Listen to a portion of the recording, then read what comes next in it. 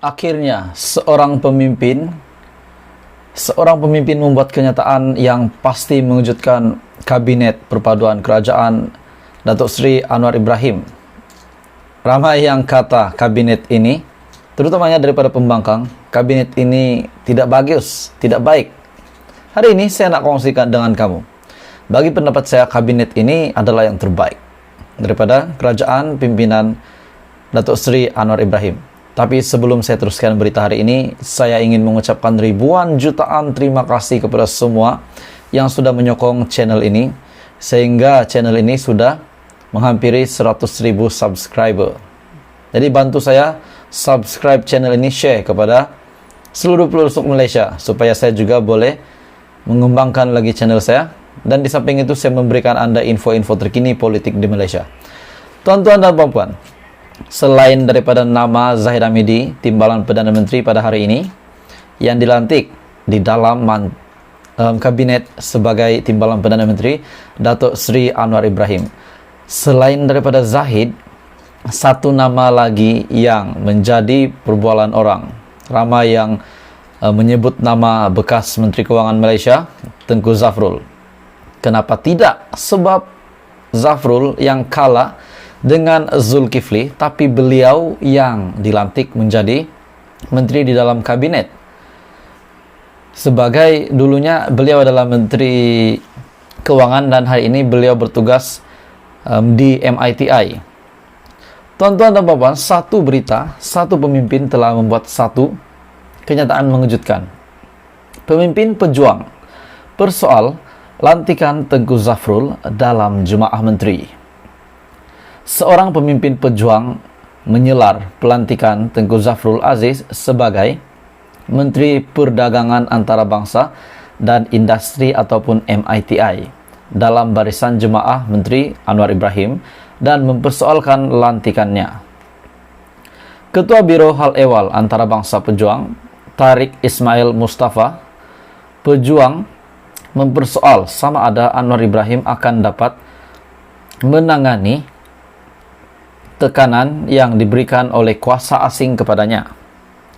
Ketua Biro Hal Ehwal Antarabangsa Pejuang Tariq Ismail Mustafa dalam catatan di Facebooknya hari ini turut mempersoal apakah jaminan yang rakyat Malaysia miliki bahwa lantikan akan mempunyai kepentingan terbaik negara dan bukan pelobinya.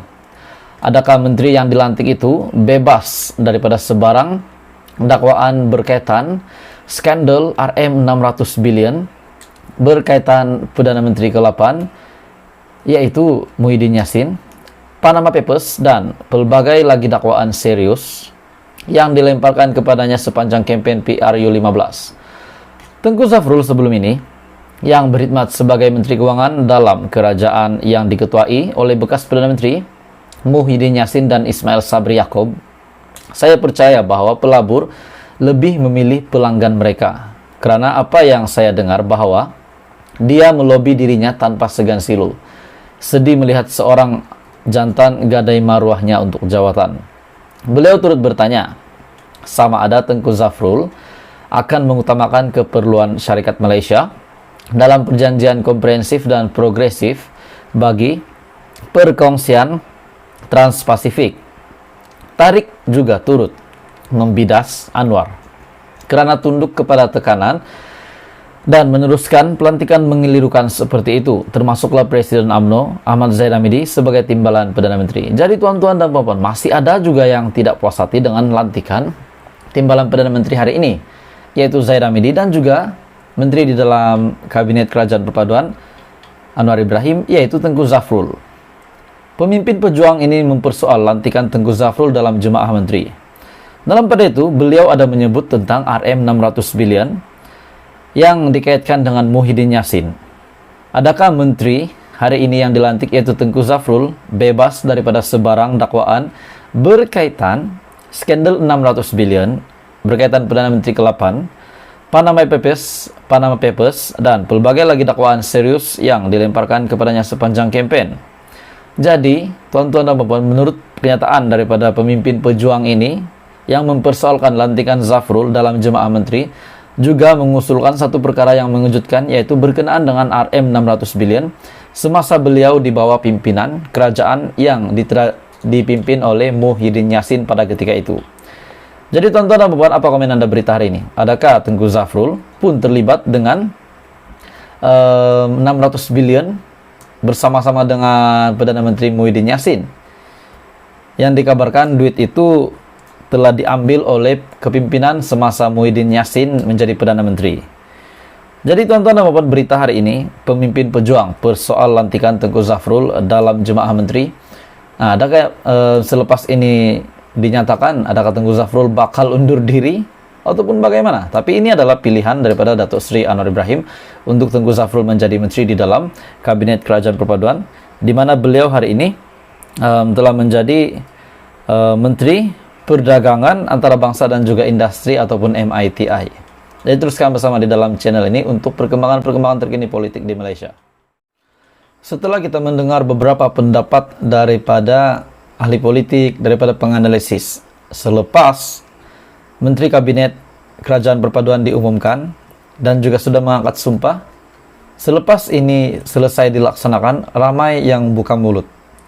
Jadi apa komen DAP? Walaupun beberapa daripada pemimpin DAP ada membuat kenyataan bahwa mereka setuju dengan lantikan TPM, yaitu Zahid Hamidi, sebab mereka tidak fokuskan kes mahkamah beliau, pertuduhan mahkamah beliau, tetapi DAP memfokuskan kepada agenda negara. Tuan-tuan dan puan, hari ini satu lagi kenyataan daripada DAP. Tapi sebelum saya teruskan, saya meminta jasa baik kamu, kerjasama kamu untuk tekan butang subscribe, kembangkan channel ini supaya saya boleh sentiasa kongsikan kepada kamu info politik terkini di Malaysia. Hari ini daripada BH Online, agihan anggota kabinet tidak seimbang. Ini kenyataan daripada DAP Pulau Pinang. Kepimpinan DAP Pulau Pinang akhirnya membuat satu kenyataan mengejutkan dan mendebarkan.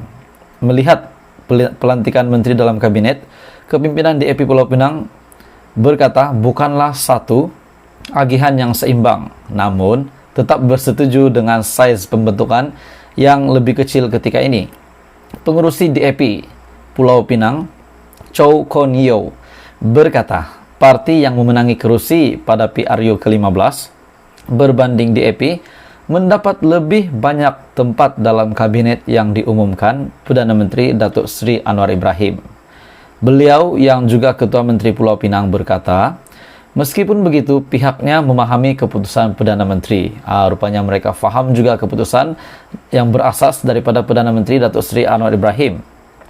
Setelah Perdana Menteri memutuskan siapa yang seharusnya berada dalam kabinet pentadbiran beliau. Daripada pandangan awal kami, ini pengagihan tidak seimbang barisan menteri dalam kabinet. Kita terima ada 4 DAP, tetapi jumlahnya lebih sedikit berbanding parti lain dan tiada seorang pun daripada 7 ahli parlimen DAP Pulau Pinang dilantik sebagai menteri. Namun, kami memahami kerajaan perpaduan dan pada akhirnya terpulang kepada keputusan Perdana Menteri untuk memilih siapa yang patut berada dalam kabinetnya. Katanya ketika ditemui pemberita pada Majlis Pecah Tanah Sekolah Jenis Kebangsaan Cina SJKC Kuang Yu di sini hari ini. Ketika ditanya pandangan beliau berhubung komposisi jawatan timbalan menteri, Kon Yeow tidak mahu mengulas selagi pengumuman mengenainya belum dibuat. Jadi respon daripada DAP tetap walaupun mereka kata menteri-menteri yang dilantik di dalam Kabinet Kerajaan Perpaduan tidak seimbang, namun mereka tetap setuju dan menghormati keputusan Datuk Seri Anwar Ibrahim selaku pengerusi Pakatan Harapan. Jadi DAP sudah membuat kenyataan yang memang tidak ada masalah pun tentang menteri-menteri yang dilantik di dalam Kabinet Kerajaan Perpaduan. Contohnya Tengku Zafrul menjadi menteri lagi walaupun beliau kalah, Zahid menjadi TPM, rupanya tidak ada sebarang masalah daripada DAP. Di mana berita hari ini agihan anggota kabinet tidak seimbang. Walaupun kenyataan ini daripada DAP Pulau Pinang, namun mereka tetap bersetuju dan terima keputusan Datuk Seri Anwar Ibrahim dengan semua yang sudah dilantik yang sudah menjadi menteri di dalam kabinet ini. Yang sudah berada di dalam kabinet ini adalah daripada kebijaksanaan dan juga keputusan Perdana Menteri, dan mereka tidak ingin lawan. Mereka setuju akhirnya. Jadi ini adalah satu berita yang mengejutkan juga daripada DAP. Agihan anggota kabinet tidak seimbang, kenyataan daripada DAP Pulau Pinang.